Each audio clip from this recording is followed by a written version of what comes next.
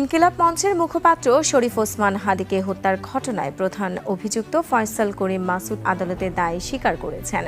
ইনকিলাব মঞ্চের মুখপাত্র শরীফ ওসমান হাদি হত্যা মামলায় গ্রেপ্তার মোহাম্মদ ফয়সাল আদালতে নিজেদের দোষ স্বীকার করে জবানবন্দি দিয়েছেন। 3 দিনের রিমান্ড শেষে তারা জবানবন্দি দিতে সম্মত হন। ঢাকার মেট্রোপলিটন ম্যাজিস্ট্রেট জামশেদ আলম তা রেকর্ড করেন।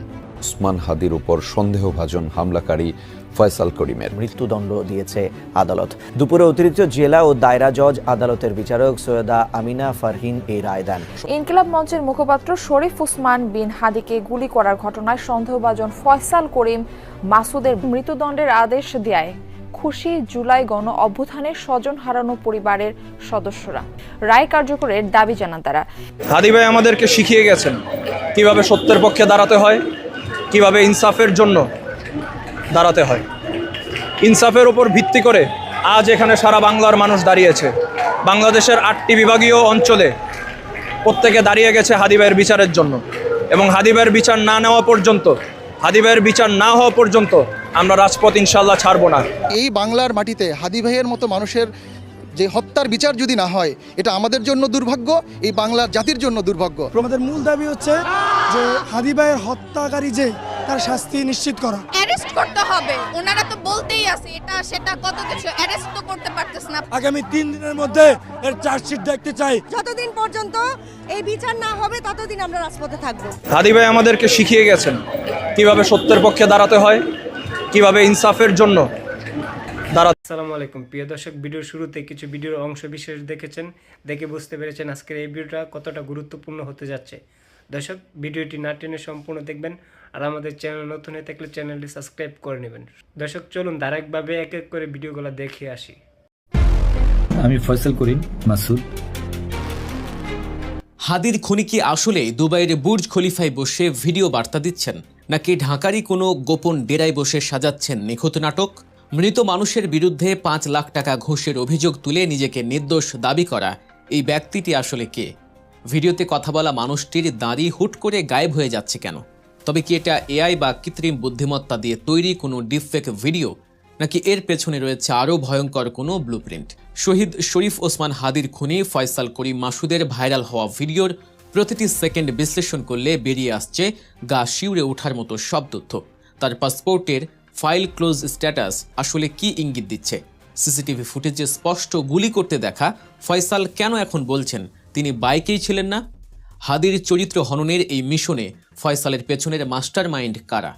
আজকের ভিডিওতে আমরা উন্মোচন করব ফয়সালের ভিডিওর পেছনের আসল রহস্য, যা শুনলে আপনার পায়ের নিচের মাটি সরে যেতে পারে। সারা দেশ যখন ইনকিলাব মঞ্চের মুখপাত্র শহীদ শরীফ ওসমান হাদি হত্যাকাণ্ডের বিচারে উত্তাল, ঠিক তখনই সোশ্যাল মিডিয়ায় ভেসে এলো এক অদ্ভুত ভিডিও বার্তা। ভিডিওর ওপাশে যিনি কথা বলছেন তিনি আর কেউ নন, হাদি হত্যাকাণ্ডের প্রধান অভিযুক্ত, নাম করা শুটার ফয়সাল করিম মাসুদ। পুলিশের খাতায় যিনি পলাতক, বিএসএফ যাকে খুঁজছে বলে দাবি করা হচ্ছে, সেই ফয়সাল দিব্যি ক্যামেরার সামনে এসে নিজেকে নির্দোষ দাবি করছেন। কিন্তু তার এই দাবির পেছনের সত্যতা কতটুকু? ফয়সাল তার ভিডিও বার্তায় দাবি করেছেন তিনি বর্তমানে দুবাইয়ের শারজাতে অবস্থান করছেন। নিজেকে তিনি একজন সফল ব্যবসায়ী হিসেবে পরিচয় দিয়েছেন এবং প্রমাণ হিসেবে দেখিয়েছেন তার বিপুল পরিমাণ ব্যাংক ট্রানজ্যাকশন এবং ভ্যাট ট্যাক্সের কাগজ। তার ভাষ্যমতে তার মতো একজন প্রতিষ্ঠিত ব্যবসায়ী কেন মানুষকে খুন করতে যাবে? তিনি দাবি করেছেন তাকে ফাঁসানো হয়েছে। তিনি সরাসরি আঙুল তুলেছেন কাউসার নামের এক ব্যক্তির দিকে। ফয়সালের দাবি এই কাউসারই তাকে হাদির সাথে পরিচয় করিয়ে দিয়েছিল এবং কাউসারকে ধরলেই নাকি আসল রহস্য বেরিয়ে আসবে। তিনি এমনকি তার বাবা, মা এবং স্ত্রীকে গ্রেফতারের ঘটনাকেও নাটক বলে অভিহিত করেছেন। কিন্তু ফয়সালের এই ভিডিও বার্তাটি সাধারণ মানুষের মনে সহানুভূতির বদলে জন্ম দিয়েছে হাজারো প্রশ্নের। বিশেষ করে ভিডিওর এক পর্যায়ে তিনি নিহত শরীফ ওসমান হাদির বিরুদ্ধে 5 লাখ টাকা ঘুষ নেয়ার যে অভিযোগ তুলেছেন, তাতেই পরিষ্কার হয়ে গেছে তার আসল উদ্দেশ্য। একজন মৃত মানুষ যিনি নিজেকে ডিফেন্ড করতে বা প্রতিবাদ করতে ফিরে আসবেন না, তার বিরুদ্ধেই কিনা এমন জঘন্য অভিযোগ। এখন প্রশ্ন হলো, ফয়সাল কি সত্যি দুবাই আছেন, নাকি এটা প্রশাসনের চোখে ধুলো দেওয়ার এক অভিনব কৌশল? অনুসন্ধানী সাংবাদিক এবং সাইবার ক্রাইম এক্সপার্টদের বিশ্লেষণ কিন্তু ফয়সালের দাবির পুরো উল্টো কথা বলছে। প্রথমত, ফয়সাল ভিডিওতে যে ই ভিসার কাগজ বা দুবাইয়ে অবস্থানের প্রমাণ দেখানোর চেষ্টা করেছেন, তার গভীরে গেলে বেরিয়ে আসে থলের বিড়াল। অনলাইনে তার ভিসা স্ট্যাটাস চেক করে দেখা গেছে সেখানে লেখা ফাইল স্ট্যাটাস ক্লোজ। এর মানে কি? এর মানে হলো হয় তিনি ওই ভিসায় দুবাইয়ে প্রবেশ করতে পারেননি অথবা তার ভিসা বাতিল হয়ে গেছে। এক্সপার্টদের মতে ফাইল ক্লোজ থাকার অর্থ হলো ফয়সাল সম্ভবত দেশে আছেন। তিনি দেশের কোনো নিরাপদ আশ্রয়ে বা সেফ হাউসে বসে দুবাইয়ের নাটক সাজাচ্ছেন। পুলিশ এবং বিএসএফ এর আগে জানিয়েছিল তার লোকেশন ভারতের মেঘালয়ে, কিন্তু পরবর্তীতে ভারতীয় পুলিশ তা নাকচ করে দেয়। এখন এই দুবাই তত্ত্ব যদি মিথ্যা হয় তবে বুঝতে হবে তাকে দেশের ভেতরেই কেউ ভিআইপি প্রোটেকশনে লুকিয়ে রেখেছে। ফয়সালের ভিডিওটি ভাইরাল হওয়ার পর নেটিজেনদের মধ্যে একটি তুমুল বিতর্ক শুরু হয়। ভিডিওর কিছু অংশে দেখা যায় কথা বলার সময় ফয়সালের মুখে দাঁড়িয়ে অস্পষ্ট হয়ে যাচ্ছে বা গায়েব হয়ে যাচ্ছে। এটা দেখে অনেকেই দাবি করতে শুরু করেন যে এটি আসলে ফয়সাল নয়, বরং তার ছবি ব্যবহার করে এআই বা ডিপফেক প্রযুক্তির মাধ্যমে তৈরি করা একটি ভিডিও। অর্থাৎ খুনি ধরা ছোঁয়ার বাইরে আর প্রযুক্তি ব্যবহার করে বিভ্রান্তি ছড়ানো হচ্ছে। তবে ফরেনসিক অ্যানালাইসিস বা ভিডিও বিশ্লেষণের আধুনিক টুলসগুলো বলছে ভিন্ন কথা। দ্য ডিসেন্ট এবং একাধিক সাইবার এক্সপার্ট এই ভিডিওটিকে বিভিন্ন ডিটেকশন টুলের মাধ্যমে পরীক্ষা করেছেন। ফলাফল বলছে এটি কোনো এআই জেনারেটেড বা ডিপফেক ভিডিও নয়। ভিডিওতে ফয়সালের চোখের পলক, ঠোঁটের নড়াচড়া এবং ব্যাকগ্রাউন্ডের নয়েজ বা শব্দ সবই ন্যাচারাল বা প্রাকৃতিক। তাহলে দাড়ি গায়েব হওয়ার রহস্য কী? এর উত্তর খুব সহজ। ভিডিওটি রেকর্ড করার সময় ফয়সাল মোবাইলের কোনো সস্তা বিউটি ফিল্টার বা ফেস ফিল্টার ব্যবহার করেছিলেন। সাধারণত কম আলোতে বা নির্দিষ্ট অ্যাঙ্গেলে নড়াচড়া করলে এই ধরনের ফিল্টারগুলো ঠিকমতো কাজ করে না বা গ্লিচ করে। একে বলা হয় ফিল্টার গ্লিচ। অর্থাৎ নিজেকে ফর্সা বা সুন্দর দেখাতে গিয়ে ফয়সাল যে ফিল্টার ব্যবহার করেছেন সেটাই তার দাঁড়ির এই ভুতুরে অবস্থার জন্য দায়ী। তাই নিশ্চিত থাকুন ভিডিওর ওপাশে লোকটি রক্ত মাংসের ফয়সালি, কোনো রোবট নয়। দর্শক, ভিডিওর এই পর্যায়ে আপনাদের কাছে একটি ছোট্ট অনুরোধ। আপনারা যারা আমাদের এই বিশ্লেষণটি দেখছেন এবং সত্য ঘটনা জানতে চান তারা এখনই আমাদের চ্যানেল গল্প নিউজ সাবস্ক্রাইব করে বেল আইকনটি ক্লিক করুন। আপনাদের একটি সাবস্ক্রাইব আমাদের সত্য অনুসন্ধানে আরও উৎসাহ যোগাবে। ফয়সাল তার ভিডিওতে সবচেয়ে বড় যে মিথ্যাটি বলেছেন তা হলো হত্যাকাণ্ডের সময় তিনি ঘটনাস্থলে ছিলেন না। তিনি দাবি করেছেন তিনি তখন ব্যবসায়িক কাজে ব্যস্ত ছিলেন। কিন্তু বাস্তবতা কি বলে? হাদি হত্যাকাণ্ডের পর যে সিসিটিভি ফুটেজ পাওয়া গেছে তা আইনশৃঙ্খলা বাহিনী এবং ইনকিলাব মঞ্চ বারবার বিশ্লেষণ করেছে।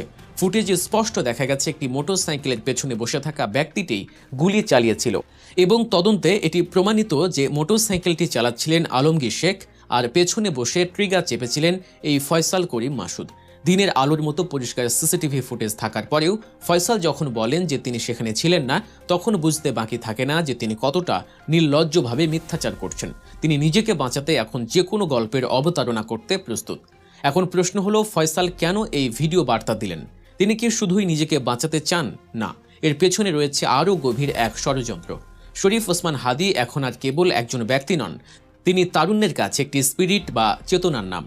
জুলাই বিপ্লব থেকে শুরু করে পরবর্তী সময়ে অন্যায়ের বিরুদ্ধে তার যে অবস্থান তা তাকে এক অনন্য উচ্চতায় নিয়ে গেছে। তরুণ প্রজন্ম এমনকি আবাল বৃদ্ধ বনিতা তাকে আইকন মানতে শুরু করেছে। খুনি এবং তার পেছনের গডফাদাররা খুব ভালোভাবেই জানে হাদিকে শারীরিকভাবে হত্যা করা হলেও তার আদর্শকে হত্যা করা যায়নি। তাই তারা বেছে নিয়েছে ক্যারেক্টার অ্যাসাসিনেশন বা চরিত্র হননের পথ। তামিল সিনেমার ভিলেনদের মতো যখন নায়ককে শক্তিতে হারানো যায় না তখন তার চরিত্রে কালিমা লেপন করা হয়। ফয়সাল ঠিক সেই কাজটি করছেন। তিনি দাবি করেছেন হাদি তার কাছে 5 লাখ টাকা ঘুষ চেয়েছিলেন এবং তিনি ব্যাংক থেকে লোন নিয়ে সেই টাকা দিয়েছেন। অথচ খোঁজ নিয়ে জানা যায় হাদি তার জীবদ্দশায় অন্তর্বর্তীকালীন সরকারের সময় রাঘব বোয়ালদের দুর্নীতির বিরুদ্ধে সবচেয়ে বেশি সোচ্চার ছিলেন। যিনি অন্যের দুর্নীতির বিরুদ্ধে লড়াই করেছেন তিনি নিজে 5 লাখ টাকার জন্য হাত পাতবেন, এটা বিশ্বাস করানোই ফয়সালের মূল লক্ষ্য। উদ্দেশ্য পরিষ্কার, সাধারণ মানুষের মনে সন্দেহের বীজ বুনে দেয়া। মানুষ যেন ভাবতে শুরু করে ধুর, হাদিও মনে হয় টাকার কারবার করত, সেও মনে হয় পলিটিক্যাল প্রোডাক্ট ছিল। একবার যদি সাধারণ মানুষের মন থেকে হাদির প্রতি শ্রদ্ধা মুছে ফেলা যায় তবেই এই হত্যাকাণ্ডের বিচার প্রক্রিয়াকে দুর্বল করা সম্ভব হবে। খুনিরা চায় জনগণ যেন হাদির বিচারের দাবিতে আর রাস্তায় না নামে। এটি একটি মনস্তাত্ত্বিক খেলা। আজ ঘুষের অভিযোগ এসেছে, কাল হয়তো এআই দিয়ে তৈরি কোনো আপত্তিকর ভিডিও বা অডিও ক্লিপ ছড়িয়ে দেওয়া হবে। পরশু হয়তো কোনো ভাড়াটে কাউকে দিয়ে আরও জঘন্য কোনো মিথ্যা অপবাদ দেওয়া হবে। এসবই সেই একই ব্লুপ্রিন্টেরই অংশ। ফয়সালের এই ভিডিও বার্তা কোনো বিচ্ছিন্ন ঘটনা নয়, এটি একটি সংঘবদ্ধ প্রোপাগান্ডা। খুনি ধরা পড়ার আগ মুহূর্তে এমন ভিডিও রিলিজ করা, লোকেশন নিয়ে ধোঁয়াশা সৃষ্টি করা এবং মৃত ভিকটিমের বিরুদ্ধেই উল্টো অভিযোগ তোলা, এসবই তদন্তকে ভিন্ন খাতে প্রবাহিত করার কৌশল। তবে আশার কথা হলো জনগণ এখন অনেক সচেতন। টেকনোলজির এই যুগে সস্তা ফিল্টার লাগানো ভিডিও বা ভুয়া ভিসা দেখিয়ে মানুষকে বেশিক্ষণ বোকা বানিয়ে রাখা যায় না। ফাইল ক্লোজ স্ট্যাটাসই বলে দিচ্ছে ফয়সাল মিথ্যার আশ্রয় নিচ্ছেন, আর সিসিটিভি ফুটেজ প্রমাণ করছে তিনি ঠান্ডা মাথার খুনি। আমাদের মনে রাখতে হবে, শরীফ ওসমান হাদি অন্যায়ের প্রতিবাদ করতে গিয়েই প্রাণ দিয়েছেন। তার আত্মত্যাগকে কলঙ্কিত করার যে কোনো চেষ্টা আমাদের রুখে দিতে হবে। ফয়সাল দুবাই থাকুক আর ঢাকায়, তাকে আইনের আওতায় আনতেই হবে। কোনো ভিডিও বার্তা বা প্রোপাগান্ডা যেন আমাদের বিচার চাওয়ার ফোকাস নষ্ট করতে না পারে। খুনির মুখের কথায় বিশ্বাস করে আমরা যদি আমাদের শহীদদের সম্মান জানাতে ভুলে যাই, তবে জাতি হিসেবে আমরা পরাজিত হব। ভারতীয় আধিপত্যবাদ বা দেশীয় কোনো কুচক্রী মহল যেন এই সুযোগ নিতে না পারে, সেদিকে আমাদের সজাগ দৃষ্টি রাখতে হবে। প্রিয় দর্শক, ফয়সালের এই ভিডিও বার্তা সম্পর্কে আপনাদের মতামত কি? আপনি কি মনে করেন খুনি দেশে লুকিয়ে আছে, নাকি তাকে বিদেশ পালিয়ে যেতে সাহায্য করা হয়েছে? আপনাদের সুচিন্তিত মতামত আমাদের কমেন্ট বক্সে জানান।